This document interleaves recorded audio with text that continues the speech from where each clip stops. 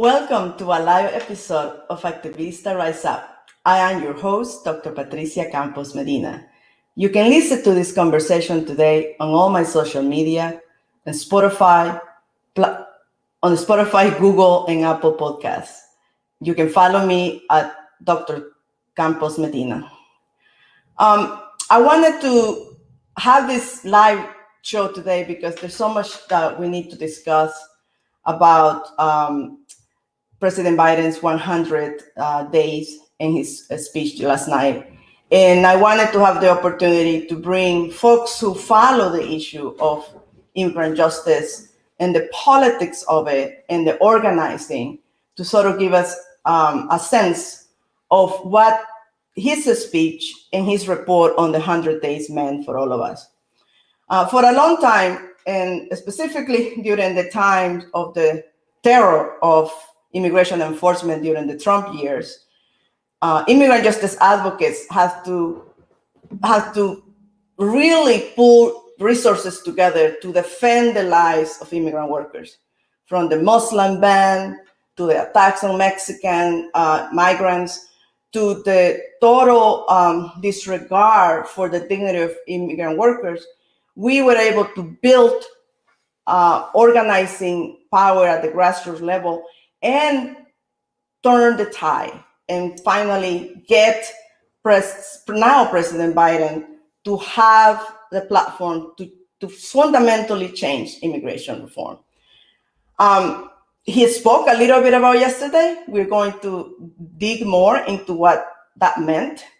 But I think fundamentally at the core of what I want to dig into today is this thing that politicians always say, that the US is a country of immigrants, and that therefore we ought to welcome all immigrants, which is true. We should welcome all immigrants. But which immigrants get access to legal papers and legality is actually a question of power, as well as it is a question of justice, because for a long time, only some people have gotten access to legal papers to become citizens. And from the history of our country, those has always been white European immigrants. Charles Kamasaki, who is the senior advisor for Unidos USA, and I think he's with the Brookings Institution, talks about how many people, Americans, think that undocumented immigrants seeking papers or seeking relief, and we see this here in New Jersey, are seeking for some sort of special favor that previous generations of immigrants never received. And in fact, the opposite is true. For nearly a century, generations of white Europeans entered the United States unlawfully, but nearly all of them eventually were given access to legal status.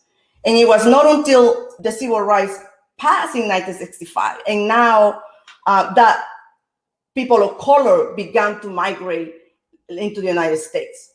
So at the core, our immigration system is racist. It's a racist structural system that needs to be dismantled and remade. So I come to this discussion with the sense that the laws that we currently have that limit who can become a citizen are racist because it limits only people of color. So based in that context, I wanted to bring people who are living this battle every day, fighting and trying to build consensus in our society about what does it mean to change our immigration policy. I have two of the most fierce advocates for immigration justice here in New Jersey to have this discussion with me. Amy Torres, who is the current executive director for the New Jersey Alliance for Immigrant Justice, a fierce woman who speaks truth to power on issues of immigration reform. And Helen Zamora Bustos, a community organizer with Wind of the Spirits, and a young activist who began with the Black Lives Movement and now is committed to this work because of her experience as an immigrant in this country. So welcome, Amy and Helen, to Activista Rise Up. Thank you for making the time. Thank you so much for having us. So thank you. Very excited to be here. thank you. So I want to, before we get into the conversation about the Biden speech yesterday, why don't you tell our listeners a little bit about yourself and how you come to do this work for immigrant justice in the United States. So Amy, you want to get started? Sure, unless Helen, you want to go first, either way. No, that's all right. Go ahead, Amy. So thank you so much, Dr. Campos-Medina. So pleased to be here, and I'm always excited when I get to be in the same room with Helen. So this is going to be a big party today. I'm with the New Jersey Alliance for Immigrant Justice, which is a statewide coalition of 43 faith, labor, policy, advocacy, community-based, and grassroots organizations that fight for policies that empower and protect immigrant New Jerseyans.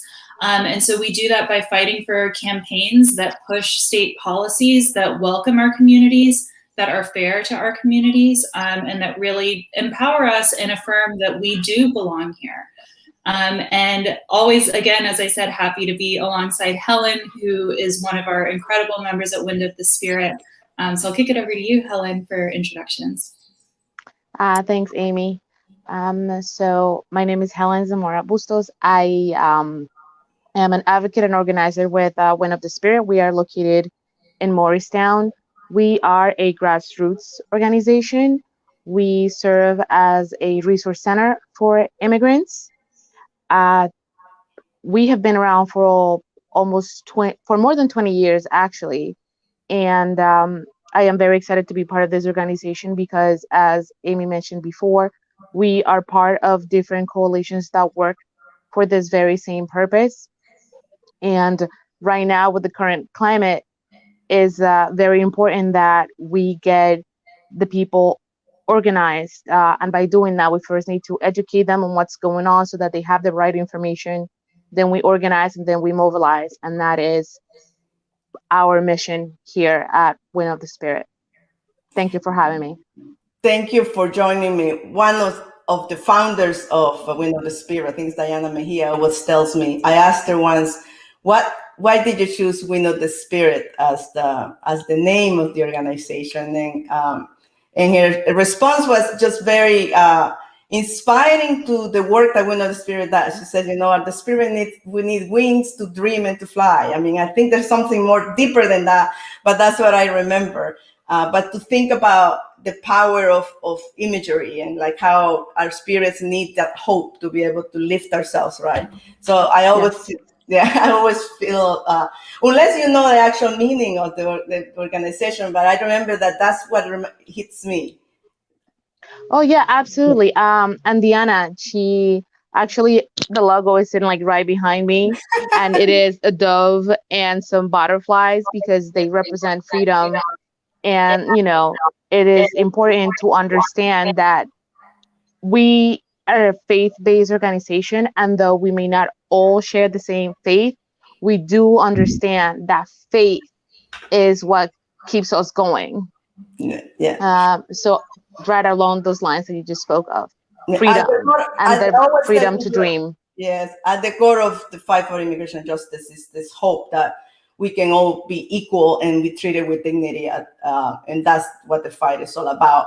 But I wanted to put this into the context of where we at right now. So we had 4 years of Donald Trump, and I call the oppressive years of Donald Trump, and we organized to kick him out of the White House, and immigrants were a key component of that, of getting him out. So were you listening to President Biden's speech last night, and how did you feel? I waited for the whole thing until he mentioned immigration, and I liked a lot of the things that he said on many other issues. And but I wanted to get your reaction as you, the two of you, doing this work, because I had a reaction, and I wanna wait before I share it. But putting us on the spot. Yes. What was your reaction? Because sometimes you gotta check yourselves, right? Because I was expecting more, and I was a little let down by what he said. I already said what I felt, but how did you feel, Amy? Yeah, so look, you didn't need to watch the address to know the reality on the ground. And for those of us who work in the immigrant justice space, we know that there's so much more that can be done. And whether you watched the address last night or whether you've just been paying attention to the issue, I want you to recall where we were at this moment in 2017, the first 100 days of the Trump administration. We saw an administration come in with a bold, clear, xenophobic agenda that was going to position the United States as a white nationalist state. And it was unacceptable. And he used that fire to fuel the remainder of his 4 years in office. And in order to undo that harm and restore any sort of trust with Black communities, with brown communities, with other communities of color, and with immigrant communities, we need an administration that is moving just as quickly and as boldly and with a clarity of conscience that the Trump administration did, just in the opposite direction. Yeah. And so, you know, when you look at the metrics, you know, there have been things like the Biden administration has issued more executive orders on immigration than the Trump administration did in the first 100 days. So if you want to count by numbers, you can count that. But we also know that there have been countless deportations, countless expulsions at the border, countless children and families that continue to be separated here under the Biden administration. And that should be unacceptable to all of us. We didn't need a national address to understand that reality. That's been our reality for a very long time, even prior to the Trump administration. So if we're really serious about change, we need to be really serious about change. Yes, I totally agree. I was like, when Trump came into office in his first 100 days, he was clear about how he was going to dismantle the system that he thought was changing America. And to me, to hear Biden say, let's do what we agree on. But wait, we don't agree on much, you know, with the Republicans. So if we start there, we got a long way to go before we turn this around. And it was a little bit like a letdown and a disappointment that the pressure what he had committed to do, was not committed to moving forward. How did you feel about his speech, Helen, before I move on, before I say way too much? No worries. Actually, I found it kind of infuriating that it was just so lukewarm. You know, I expected, because during his campaign, while he was running for president, this was one of the major points that as immigrants were behind. For those of us that are able to vote, we're like, all right, you know, there is a plan here. There is something that is going to be set into motion if Biden wins the presidency. And so when he made his first address and like his plans for immigration, it sounded all very good. But that was just the beginning. Here we are 100 days later, and the bare minimum, and not even, has been done. So I found his address infuriating. And like you, Patricia, I do agree with a lot of things that he's doing, and I find them, you know, moving in the right direction.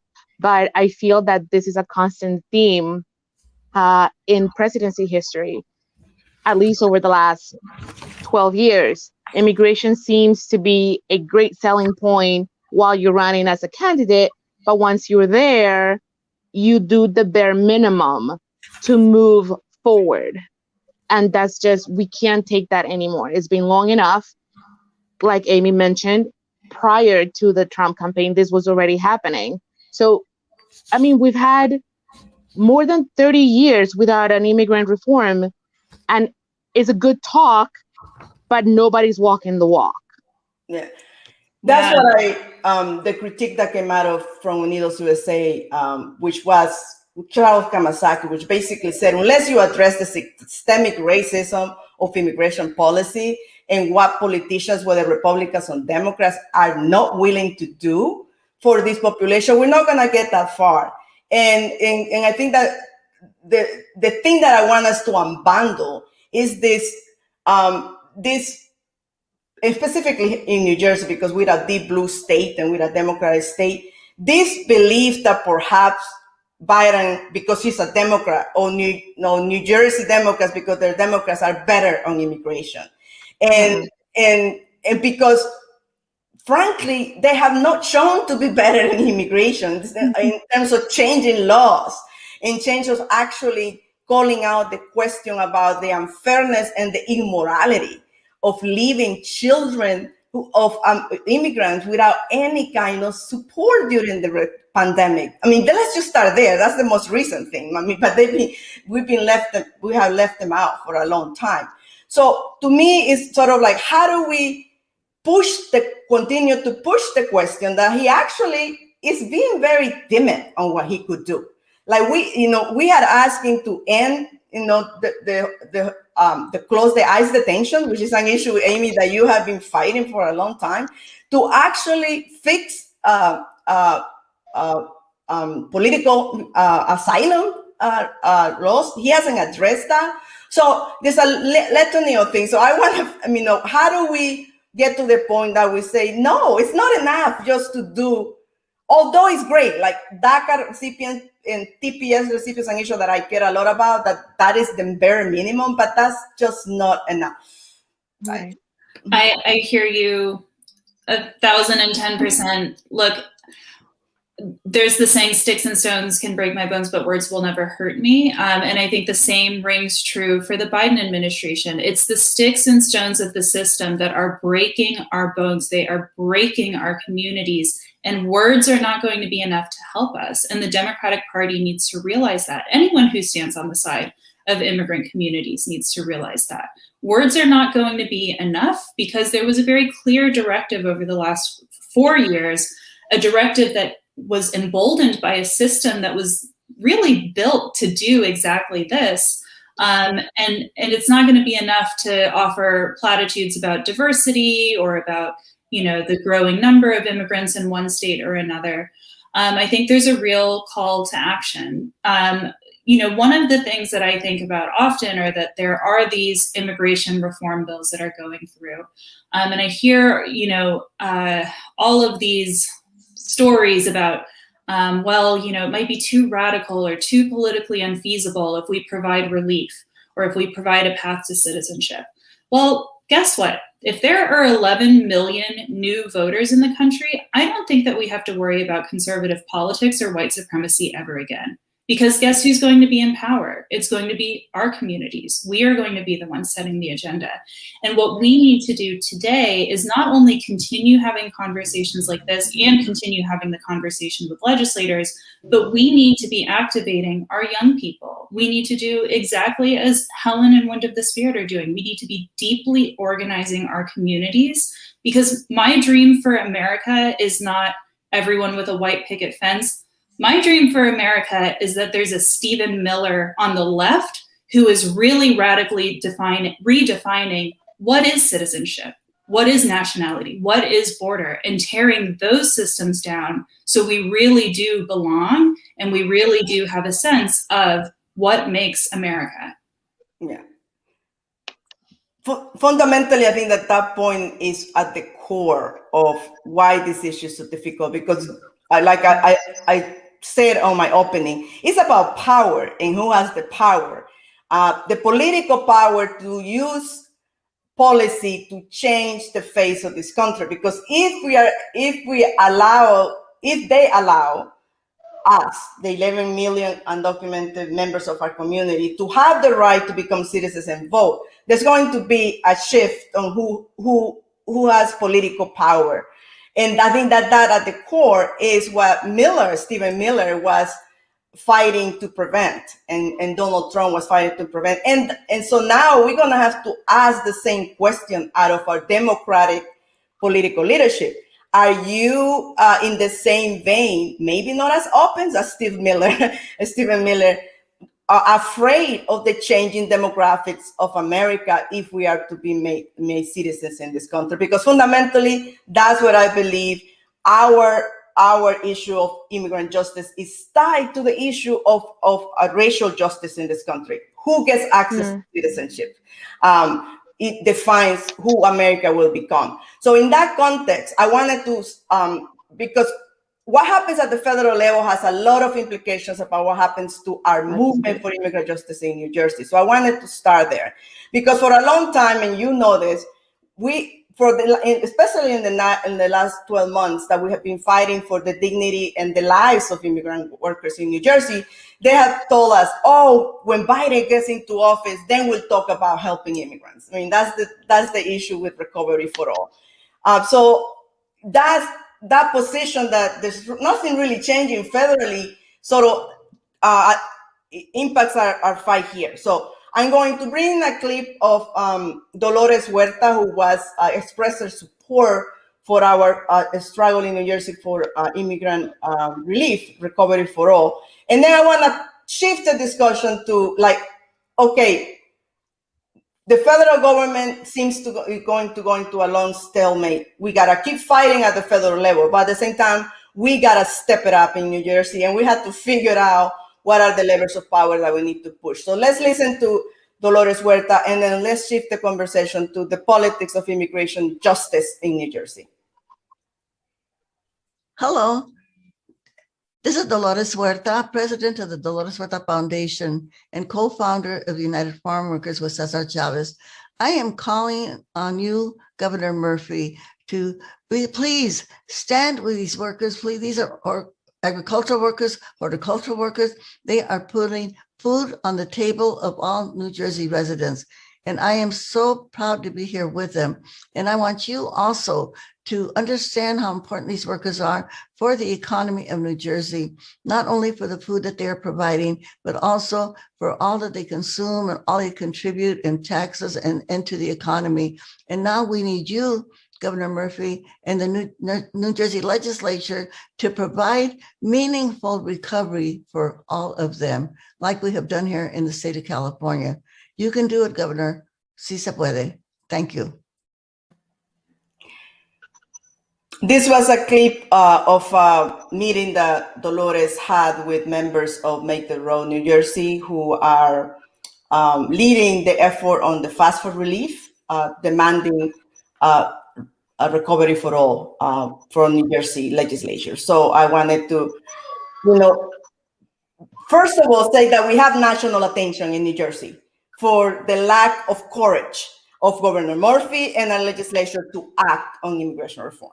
So where do we go from here? So now they kept saying for 9 months, oh, Biden is going to provide recovery for New Jersey, and then we're going to act on providing recovery for New Jersey immigrants. It's been 100 days since Biden has been in office, and we still don't have a commitment from Governor Murphy and or the legislature to provide recovery. That's just one issue. We have plenty of other issues, but where do we go from here? And how do we call the question on Governor Murphy that this is not a matter of just political convenience. It's a matter of doing what's right and wrong, and doing nothing is actually an immoral act at this point in my mind. Yes, please. I know you're at the front lines and you're seeing the suffering of workers. So, like, how are the people feeling about this issue locally? I would like to start with this. As you know, recently the licenses for undocumented immigrants were approved here in New Jersey. And I say recently because even though everything was, signed almost 2 years ago, nothing has come into effect until now, and we're still waiting for May Day, literally, to happen. At the beginning of the fight to get that approved, it was all about, okay, if we do this for this community, what can they do for us? Well, now with all undocumented immigrants in New Jersey being able to have a chance to get their license, that is a huge boost in the economy, and all immigrants who are going to be buying cars, who are going to be getting auto insurance for those vehicles. So what we can do and what we can bring to the table when we are given opportunity, it's quite a lot. And I'm talking just New Jersey alone. Okay. So when the governor knows these numbers, because we just finished that fight and he knows what we can bring to the table, yet he refuses to acknowledge that there is a need in the undocumented community, not only because we lived through and experienced the pandemic just the same as everyone else, but also because of all of the issues that we have been mentioning so far, we have an additional hardship because we are not undocumented immigrants are not eligible for unemployment, but yet they still have families and they still need to put food on the table. And a whole big percentage of our community has been serving through the pandemic as essential workers. So again, what can we bring to the table? We continue to bring this, we continue to bring now, we continue to bring our lives, and we continue to put ourselves in the front, yet that is not acknowledged. So I don't have anything else to say. I see this struggle every day, along with everyone who's come out with us, along with organization Make the Road, who's really been at the front lines of everything from day one. There's so many things that we bring to the table continuously and we continue to be ignored, and it's not okay. And I can't bring the conversation past that, because we're doing what we should as unrecognized citizens, paying taxes, working, providing to the economy, yet we've been overlooked over and over. Yeah, and it's not okay. And like I tell my allies in the progressive community, we cannot give him a pass on this issue, because Absolutely this is an issue about right and wrong, and that for many to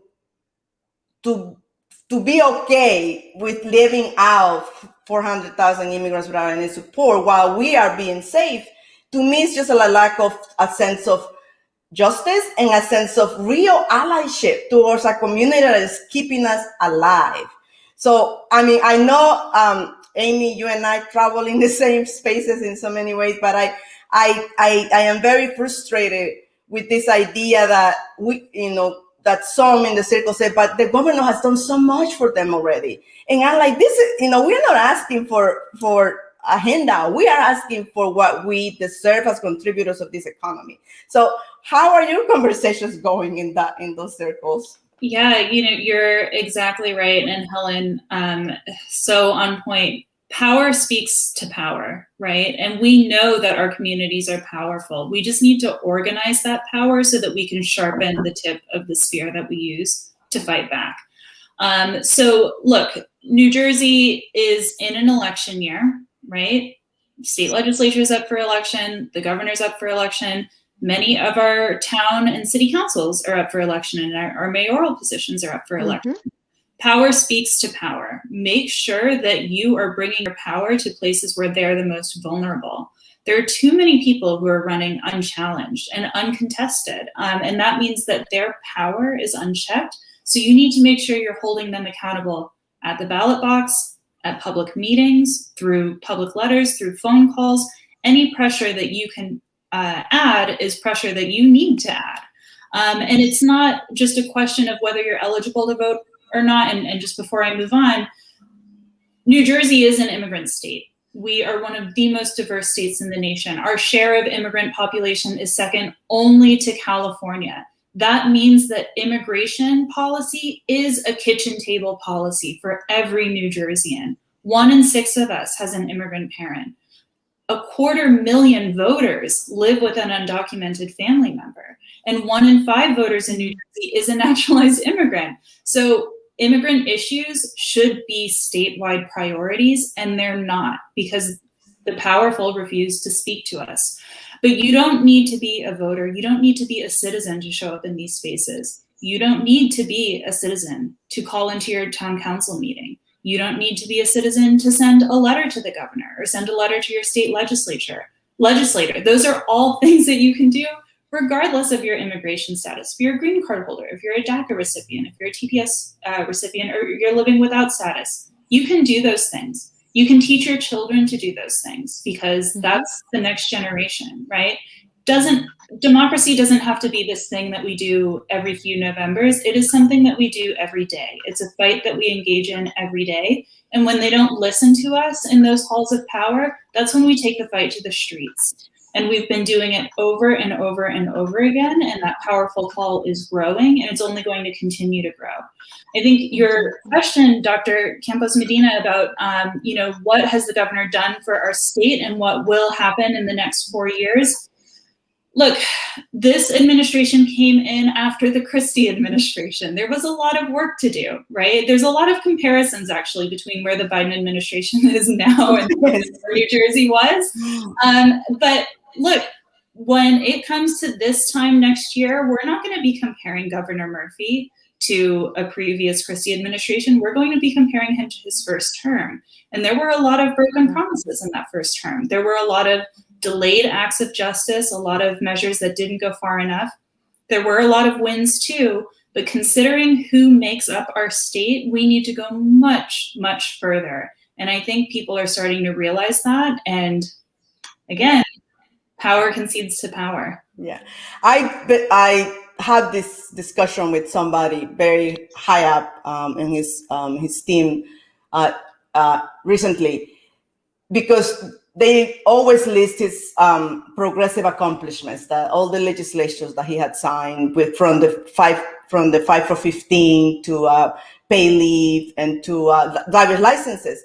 But I always tell them that those are battles we fought for 12 years, and that we have built the political momentum and the commitments and the legislatures to get it done. So he signed it, and I'm glad he did, that he delivered on signing that. But now, to me, it's like, what are we getting for the next cycle? Like, it's not Christie who was a Republican, it's you who are the governor. So now what are we getting done? What are your commitments for the next cycle?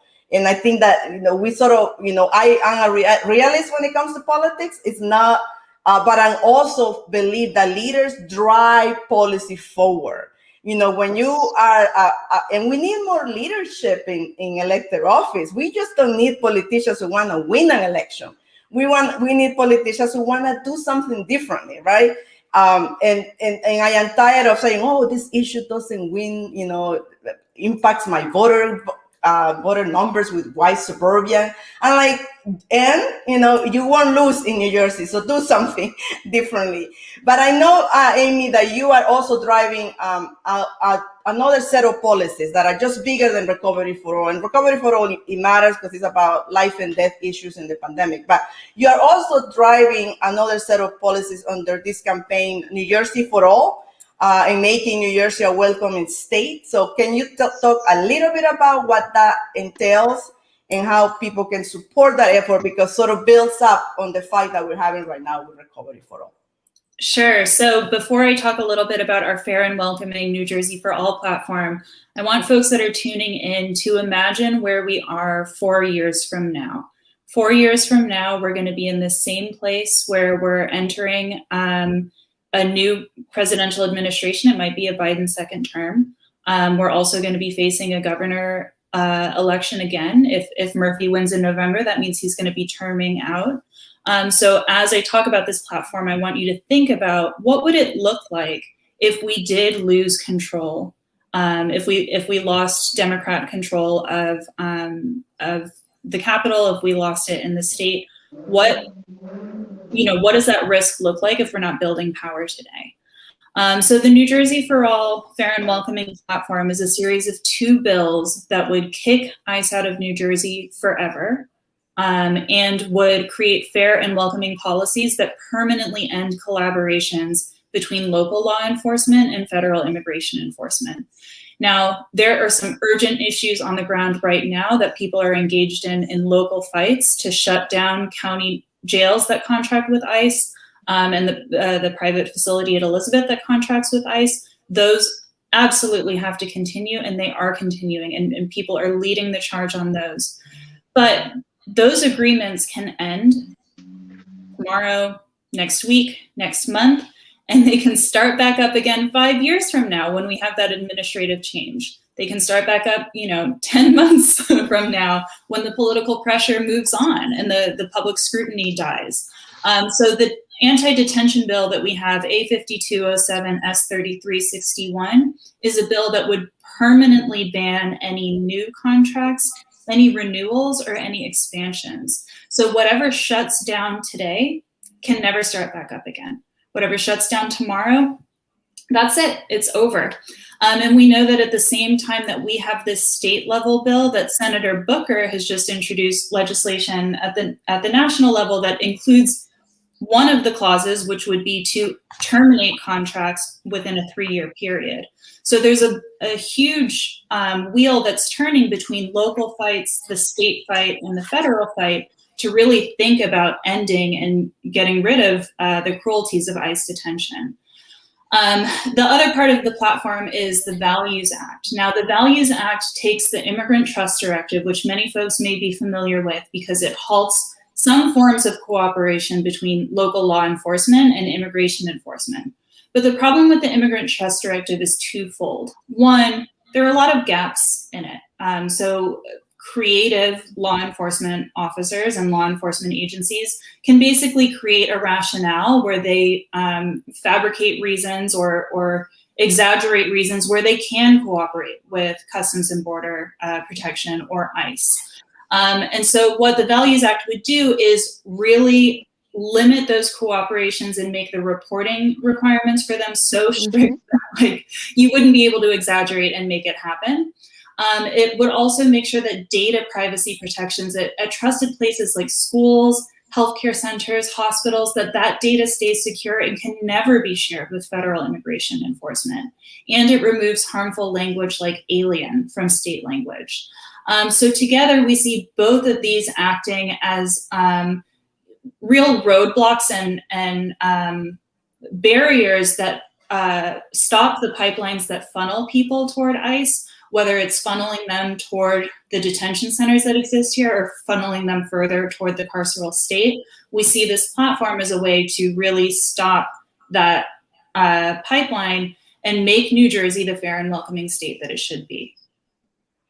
I want to say that these sort of legislations are key to making our communities more secure, safer for our immigrant communities. So I applaud the efforts to actually codify the separation between, regular policing and immigration enforcement, because that's at the core with the fear of family separation and the fear of deportation that our families live on every day sort of meet. So, let's make this happen and let's abolish ICE. And let's close down all these facilities.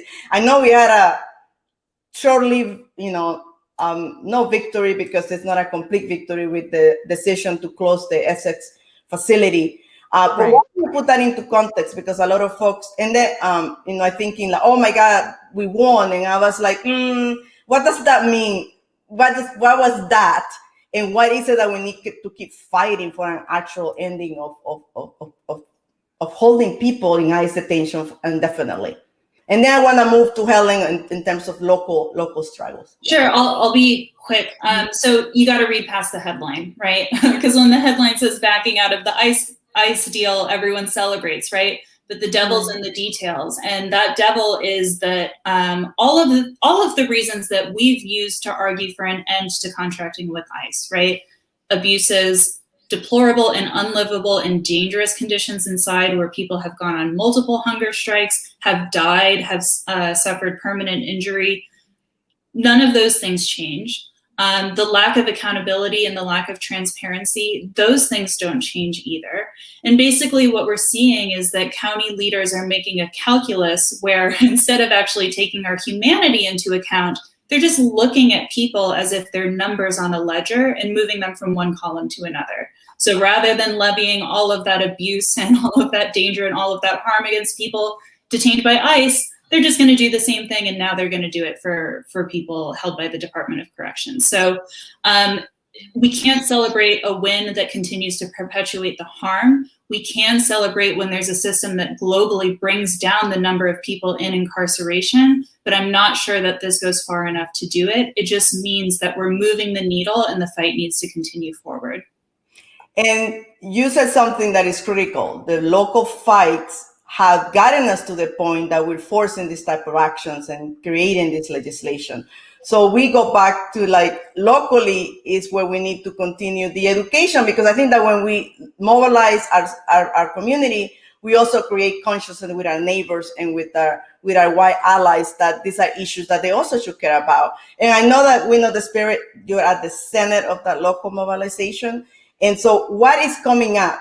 What is the work that you're doing right now, Helen, and around this issue, but also around health and safety for workers in the front lines, around a myriad of issues that you're working on? So can you talk a little bit about that continued grassroots effort to engage communities?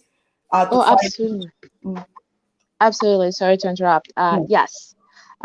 Just yesterday, actually, I got the notification that the prosecutor's office here in our headquarters in Morristown, that they will be holding a public hearing informing the community or anyone who wants to register and participate in the use of force and how they're making changes on that.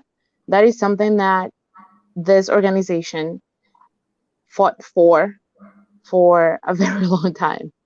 And it might sound like a very small thing, but the fact that we're moving in the right direction, the fact that we now have a new prosecutor who is interested in working with the community to prevent past mistakes to be made continuously or to happen again. That's not to say that, that is all over at all. This is just the beginning, but it is one small step in the right direction, like I said before. So that's along the lines with the Values Act, and that is something that, as Amy knows, we are very invested on because we want our community members to feel safe. So we have to continue to push and to press on. So at a local level, the way that we can organize and mobilize with the community is to let our representatives know where we stand.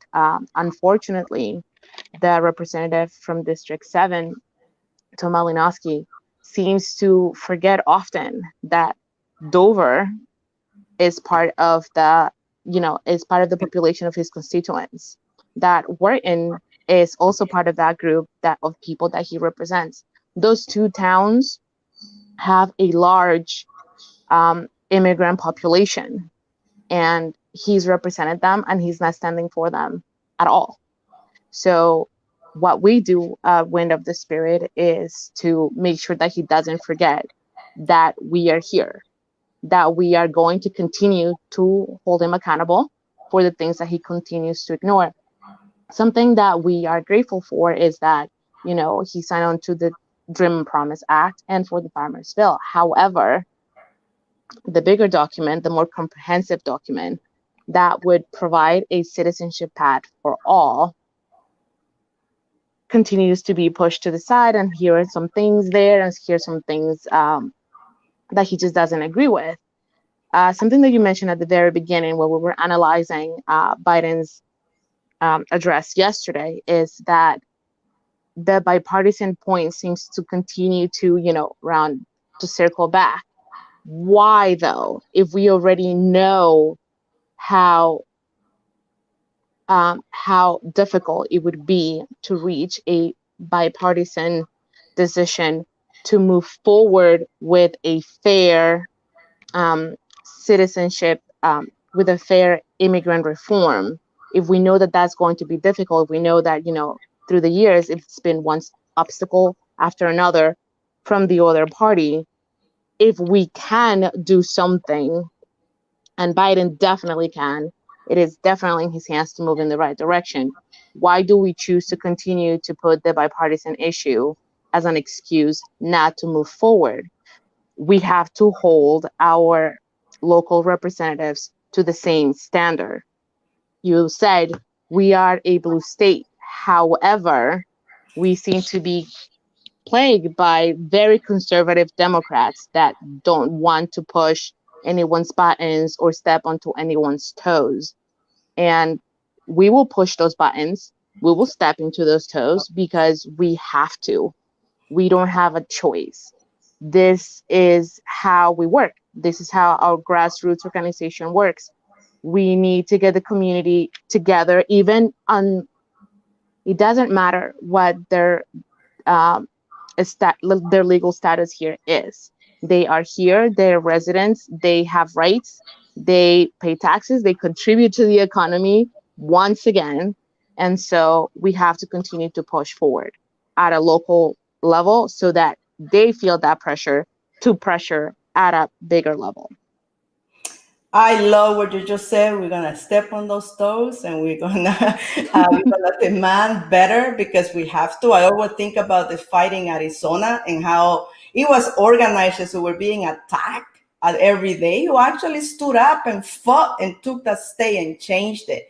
And I feel like sometimes we in New Jersey, because we're supposed to be blue, that we get ignored from the national pro-immigrant movements, but we sort of live in that kind of space where we have to do that. We have to call the question and step on their toes and say, you cannot call yourself a progressive if you are totally ignoring a whole swath of your population. So I thank you for the courage of saying that, because I know you're way younger than me. And as an Afro Latina, I am so happy to have your voice in this space. I know that you got into the movement through the Black Lives Movement. So why don't you tell me a little bit about how you connected that? Because I think we don't even talk enough about those connections in our community. Oh, absolutely. Well, as you can see, because they're still denying it, I am Afro Latina. I am originally from Cali, Colombia, and the city where I'm from is the population of Black Colombians is rather large. And so it is a very interesting dynamic to move to a different country in which people will question constantly if you really are from that country, because you don't look like the stereotypical person that they are related to. And so I will say it out loud. We make part of a large percentage of the Latino American community, not just in Colombia, in Latin America as a whole. Yes. So moving on from that, because we need to own it and we need to accept it. That's that. And so through the Black Lives Matter movement, the way I got involved is because, well, I recognize injustice, and injustice is injustice. It doesn't matter who is being directed towards. And if you have a voice and you can do something that will create a change or at least move the wheel on the right direction, then you should. Not to make anyone feel obligated. It's just that if you want something to change, you can't just sit and complain about it and not do anything. You have to take action. And so I decided to take action, and I got involved, and I got mad, and I got disappointed, and I got sad, but I decided to do something about it. So seeing that how the African American community was united, and they were, for the most part, moving in the right direction to continue to push to make a positive change, it got me thinking, okay, I'm not just Black, I am Latina, and I know that our community has suffered a lot of injustice as well and continues to. My father moved here when I was 4 years old, and he lived as an undocumented immigrant for many years. There is a whole vast story in my family history of individuals who suffer and who had a difficult time living as undocumented immigrants. And so if I can be part of an organization that is working on educating the community in learning how to work and communicate with their local leaders so that they stand up for them as well. Not just stand up for them, but stand with them, because we don't want to represent anybody. We want to stand with them. We want to work with them hand in hand, shoulder to shoulder. And I had to educate myself on that. We don't work for the community, we work with the community, and that's how we get farther. Yeah. So the Black Lives Matter movement, when I saw that that was the dynamic, I said, well, you know, we can spill over. It's not even crossing over. We can spill over, because we also have dark skin and brown people in our community. Yeah. You know, it doesn't matter how much we want to deny it. We are here, we're present, and we struggle as well. So why not work together and get over that struggle and get over those obstacles? And I mean, I am so inspired by hearing you speak, because I always say that this oppression of Black bodies is the same oppression that our immigrant communities live, you know, with the securitization of police, securitization of ICE, this constant monitoring of brown people's movements and incarceration of our people. It's the same struggle. And I'm so happy that you are making those connections personally, because they're so real to you.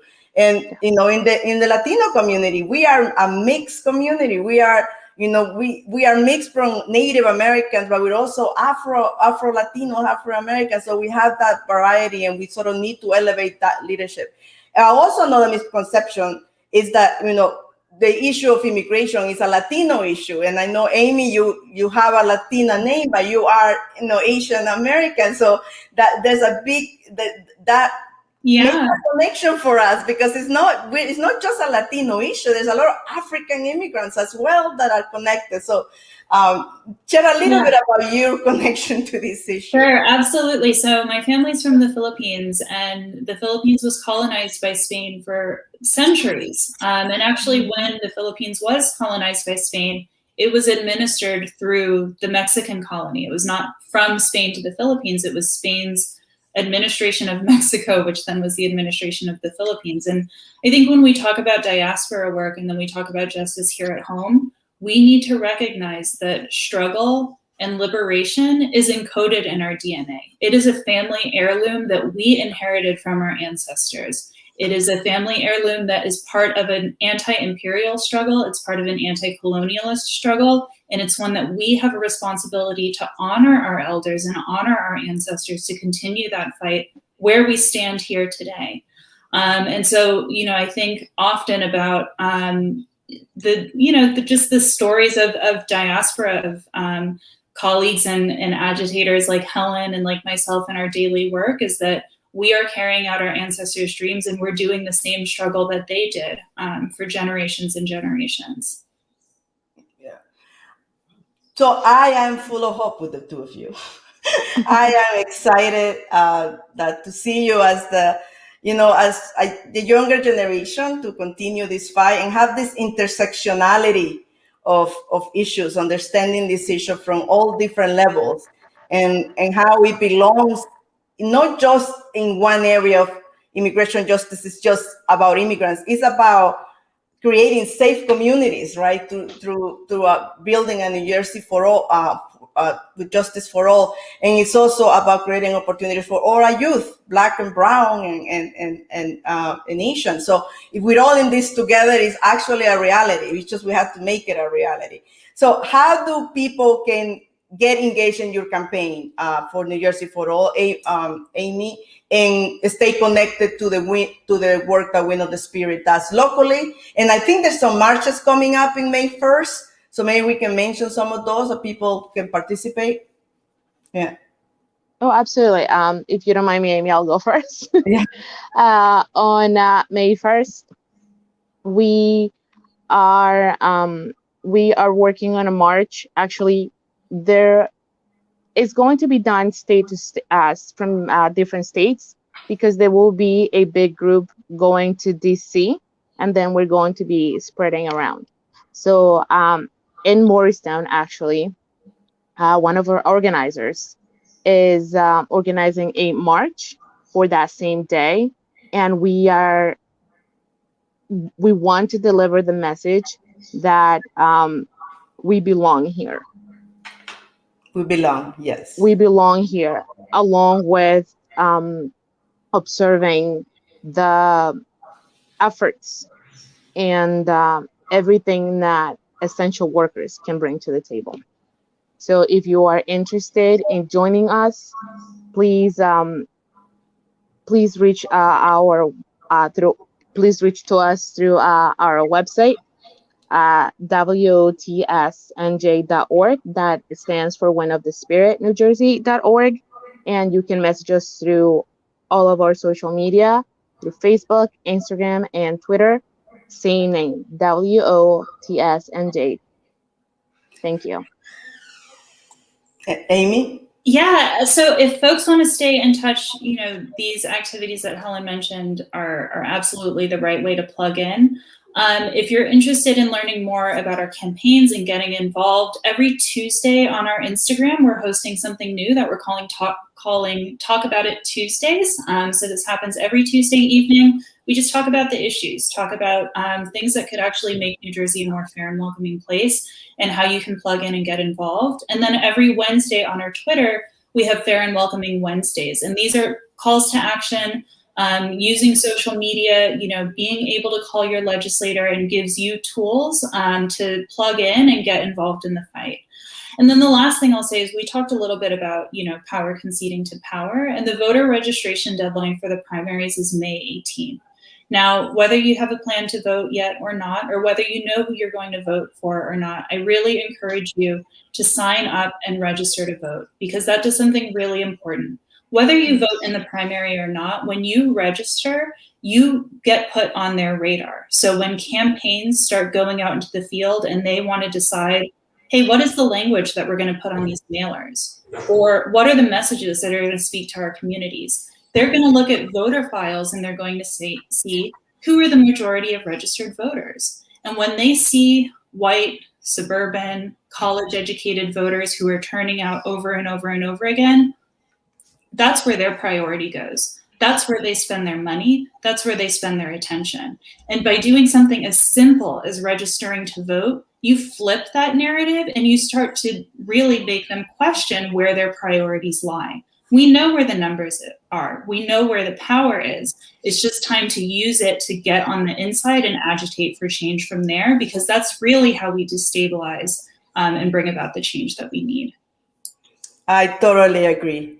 Like you said earlier, many of us who can vote are related to people who are not able to vote, if you're from an immigrant family. So our ability to show up on the voter rolls has an impact on those of our family members and neighbors who cannot vote. And I think that we just need to start using that power. And I would say vote if you can do it, because many do not. So it's up to us to demand that accountability. We are going to put the resources for both of your organizations and your campaigns on our website and on the show, so that people who want to stay connected with both of you can do it.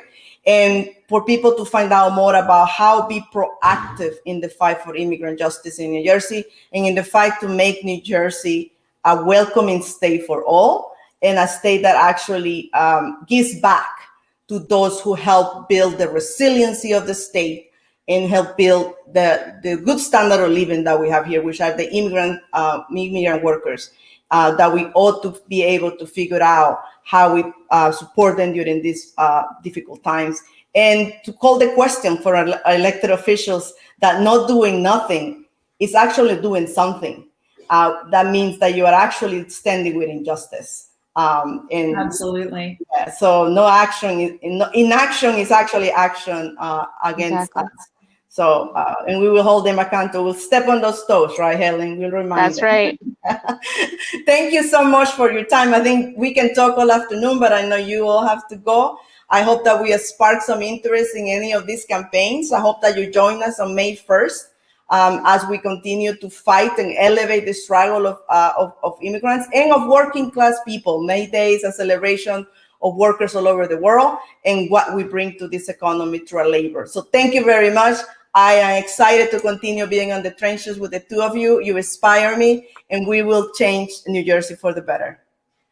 Thank you. Thank you so much. Yeah. If you care about immigrant justice, if you care about justice for all, and about making New Jersey or your state, wherever you're listening from, a more fairer state, join us in the fight for immigrant justice. Join us in the fight for fairness for all immigrants.